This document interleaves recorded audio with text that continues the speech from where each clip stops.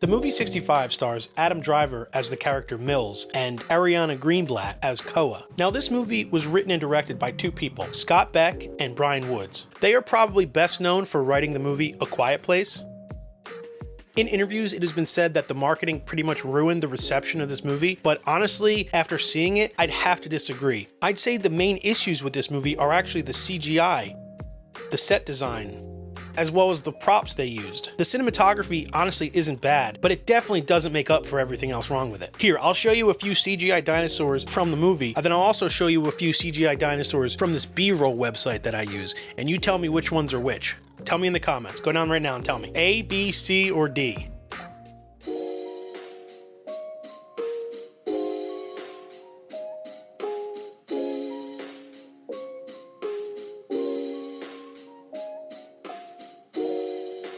Okay, I lied. They were all from the movie. First issue I have with this movie is that the CGI is awful. Every time you see a dinosaur, it looks so fake. Aside from the CGI, I mean, look at this gun. Look how fake this gun looks. It looks like you went to Walmart and bought this thing and then just spray painted it. I understand wanting a small yet powerful gun, but I think giving this gun a little more weight and thickness would have really added to the realism. Look at the chair of this spaceship. Look at it. It's wobbling. You think this chair is ready for interstellar travel? Look how much it wobbles right here. You think this thing is space ready? I mean, compared even to a movie like The Midnight Sky, which I very much don't like, but at least the set design of the spaceship looked a little more believable. I feel like these props and sets were thrown together as fast as possible. This movie cost $90 million. Are you serious? All right, so from here on out, there are going to be spoilers. So if you really want to watch this movie, it's still in theaters as of today, and it's also available on Amazon Prime if you pay. So that's how I watched it. Maybe it'll look better in theaters. But yeah, spoiler warning's out. So plot breakdown starts in 3, 2, 1, spoilers.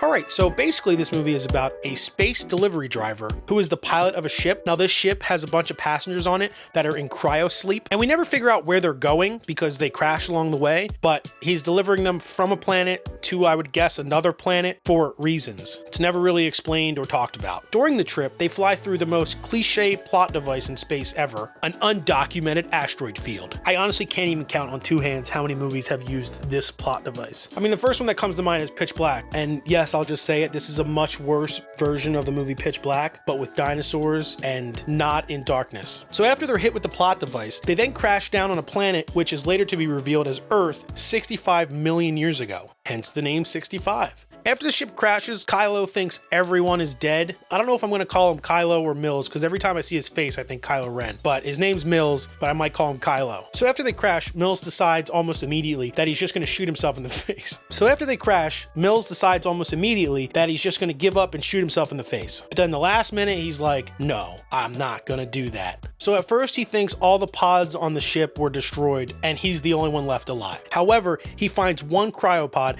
that is still intact with a little girl in it. Now there's this subplot that I'm probably not even going to get into about his daughter back on Earth.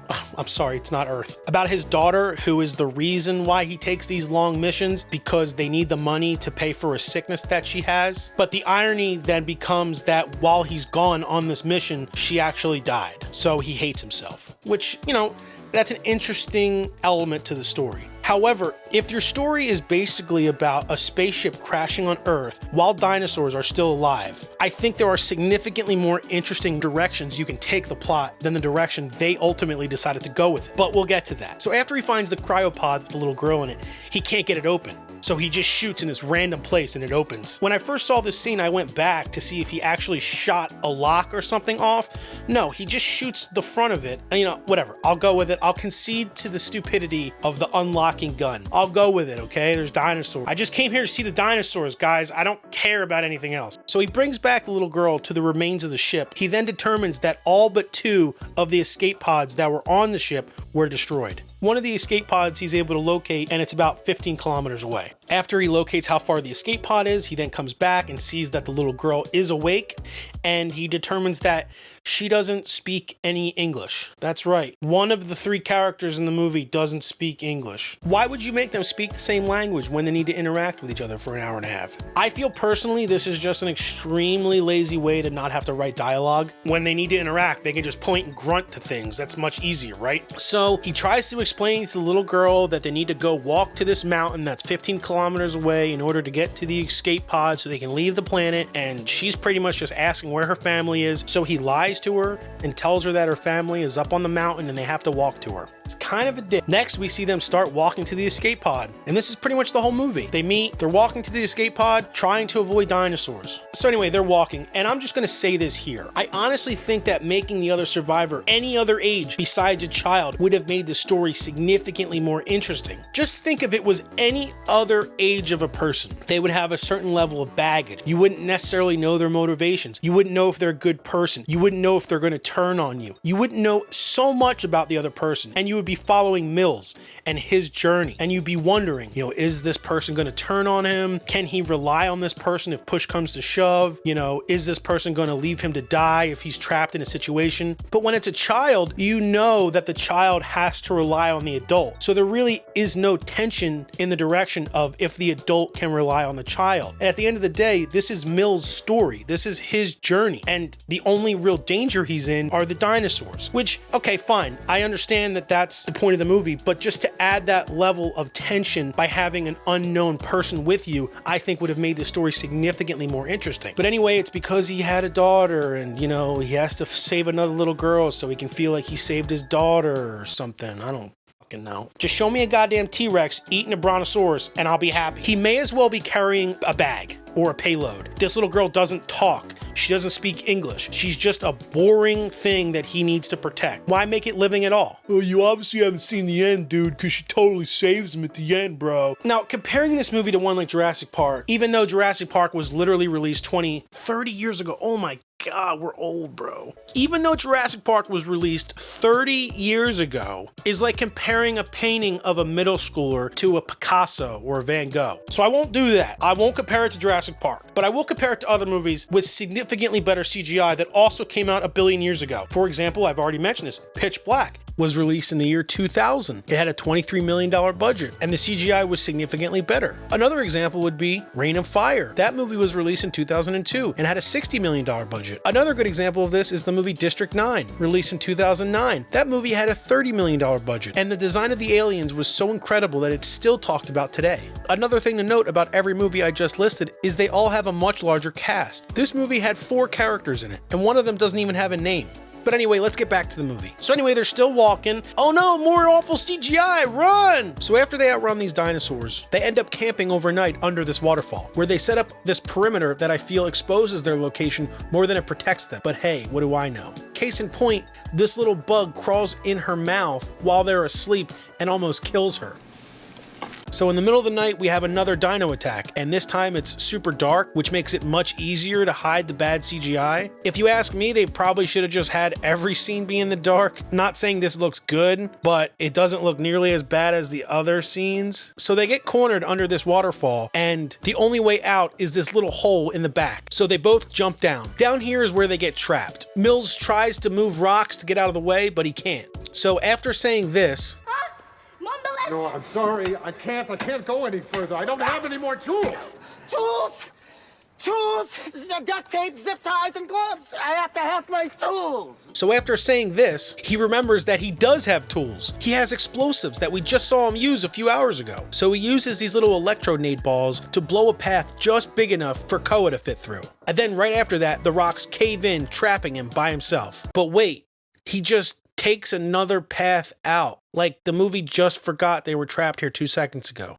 It doesn't make any sense. He literally just turns around, walks a different direction, and finds his way out. Like, did the movie forget they just told us they were trapped? And if you're going to imply that they just made that path with the explosions, I'd say, well then why'd he send her down the little tiny hole? Why didn't they both just go out the way that he could walk through? So anyway, before he just walks out the back door of the cave, he has this fight with a dinosaur in the dark. And they come up with this really clever way to not actually actually have to show them fighting, you see, they zoom in on this proximity monitor, which displays the dinosaur fight. Smart. I mean, I'm sure they saved tens of thousands of dollars by shooting it this way. Next, we see Cora, and she's out in the woods by herself, and she comes across this dinosaur bone, which she smashes up these red berries and makes this goo, and then dips the dinosaur bone in it. Why would she just assume that this is a universal poisonous berry? But okay, fine, she dips it in the goo. At first, I thought she was just making a snack for later, but it comes back in handy, guys. Just wait. So after that, they meet back up, and this is the point where Mills explains to Koa that the same asteroid cluster that caused them to crash is now coming to Earth and is going to annihilate the planet. So basically, these two not only landed on Earth back when dinosaurs existed, but they also landed the day before the dinosaurs became extinct. Now, I will say this, that's not that bad of a concept for a movie. I can suspend disbelief long enough to enjoy that type of story. The problem with this movie is it's just a bunch of lazy execution. It feels like they had a pile of scripts laying around and they really needed to make a movie for a tax write-off and decided to make this one because it only required 4 people on screen. So next, we see them and they're climbing up one more cliff so they can get to the escape pod. Here's where Koa realizes that Mills lied to her and her family actually didn't survive. She gets mad at him for a minute but then forgives him. Even though they don't speak the same language, the noises he makes with his mouth were very soothing to her, and she understands that he's very sorry he had to lie, but it was the only way to get her to come to the ship. So they get ready to launch the ship back into orbit, but oh no,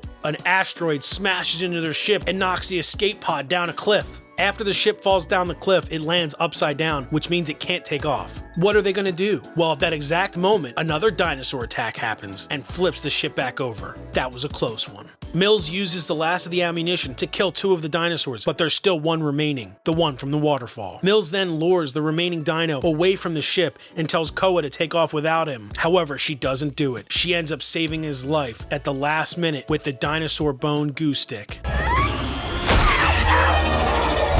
So now that they killed the last dinosaur that they need to worry about, they walk back to the ship a few minutes before the asteroid hits Earth, and they make it to orbit just in time to watch the fireworks. The fact that I paid money for this movie really upsets me.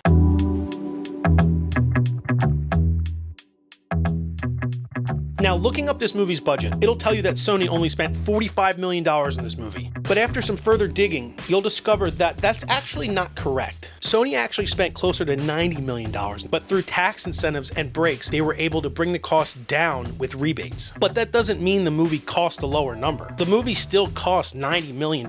They still had to spend $90 million on this. Saying the movie only cost $45 million may be true in a way, but at the end of the day, they had to spend $90 on the movie in order to get back the rebates that they did. So some fans of the movie probably will defend them as not blatantly lying about their investment. But I'd imagine because they were so embarrassed by what $90 million actually bought them, they decided to just tell everyone that it cost less so it wouldn't be as bad. 2 of the Netflix movies that I reviewed on this channel spent $100 million, The Midnight Sky and Spiderhead. And some of my points were, I have no idea where the money went to make these movies, but I have even less of an idea as to where $90 million went to make this one. There are so many reasons you could speculate as to why a company like Sony would be content with releasing a movie that looked like this, and we'll probably never know the answer, but at the end of the day, the price tag just isn't worth the product that they got.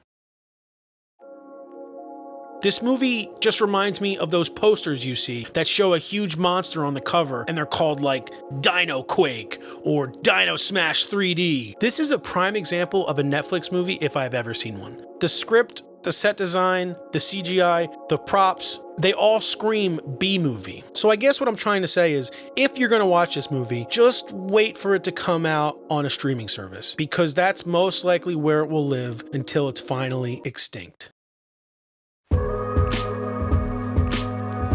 Hey guys, thank you so much as always. I tried to do a shorter video this time.